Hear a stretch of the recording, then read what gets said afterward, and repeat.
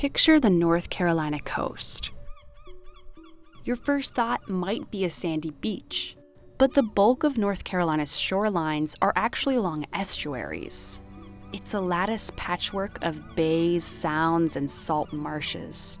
These habitats are crucial for juvenile fish, oysters, and clams, and of course the fishing industry, which brings in millions of dollars a year.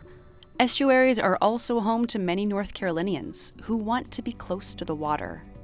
But like the sandy beaches iconic to North Carolina, shorelines along estuaries are feeling the pressure of sea level rise, which is eating up property all along the coast. And the communities that live there are trying to figure out how to save their property from an ever-encroaching ocean. Linda and Kurt Worgan have lived in Newport, North Carolina for close to 30 years. Being right on the water is it's a moving picture every day. But over the years, they've seen their property erode at a faster pace. We saw maybe at least 10 to 15 feet of loss for us. Now that's over 20, 25 years, but it was marching.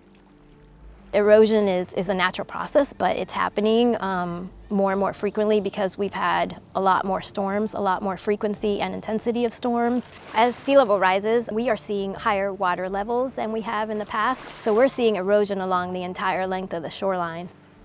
In the past, the default solution for homeowners in the face of erosion is what's called coastal hardening, installing a bulkhead or a rock wall revetment. That's basically a line of rocks dumped along the shore.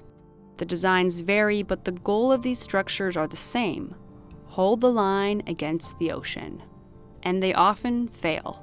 We had a neighbor down here, we'd only been here about 3 years when we had a big hurricane, and he had a wall, and it came over the wall, and it took the whole wall out, and it took half of his yard out. And so that just left a terrible memory in our minds. But that's not the only problem with these structures. When you harden a shoreline with a bulkhead, it damages the ecosystem. So the more that we harden our shorelines, we start losing our valuable estuarine habitats, our salt marsh habitats, our fish habitat, our oyster habitats, because when that wave energy comes from the sound and it hits a hardened structure, that energy has nowhere to go. So then it comes back with it, and in the process it takes away all of that habitat in front of a bulkhead, a seawall, or a riprap revetment. Shallow estuarine habitats are crucial for fish, crabs, and oysters. Basically all the things we like to eat. Without habitat, they won't survive. So they have no place to hide, they have no place to eat, so it really affects all of the organisms that are in that location. Across the country, coastal communities have been hardening their shorelines to protect against erosion for years. Research shows that overall, we've hardened 14% of our country's shores. In urbanized areas like New York City, it's more like 50%. But over the last few years, the North Carolina Coastal Federation and other groups have been promoting an alternative to hardening. They're called living shorelines because they're made of oyster shells or other natural materials that can become habitat for ocean organisms. So a living shoreline is something that's very near shore, but offshore a little bit, so that it attenuates the wave energy instead of deflecting it. And it slows the wave energy down. They perform much better during hurricanes because in a hurricane, the high water is going to be over top of the structure. It's still going to slow some of the energy down, but it's not getting battered the way like a wall does.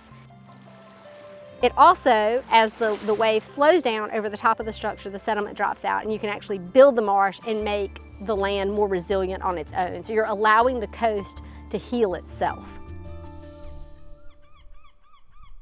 With help from the Coastal Federation, Linda and Kurt installed a living shoreline in 2017. We raised our hands and said, what have we got to lose? It works. It works, I mean, because we've seen even after the storm, there might have been half a dozen bags that got tumbled off. Easy to pick them up and put them right back on top. And that was it. It stayed, and our dock was nearly destroyed. I love that the oysters grow on it, and then they clean the water too, so it's like you get all these perks from it. It's growing all by itself, and it's cleaning, and it's protecting. The more projects that we build, the more people see them.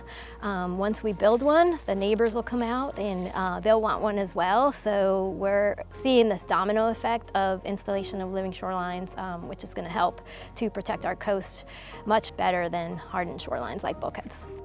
Living shorelines are still rare in comparison to hardened shorelines, but the tides are shifting in North Carolina, where residents have built 3,000 square miles of living shorelines. We met with so many landowners that would talk about where the shoreline was generations ago, where it was in their childhood, and they're wanting their children and their grandchildren to still have a coastline. And so they're very invested in wanting to protect it and wanting to protect it in the most environmentally sound way possible. It's such a respite. You know, got a son in Charlotte, a daughter in Greenville, North Carolina, and a son in Raleigh, and they love this place. This is a getaway. Put things down and just take your shoes off and go walk out in the water.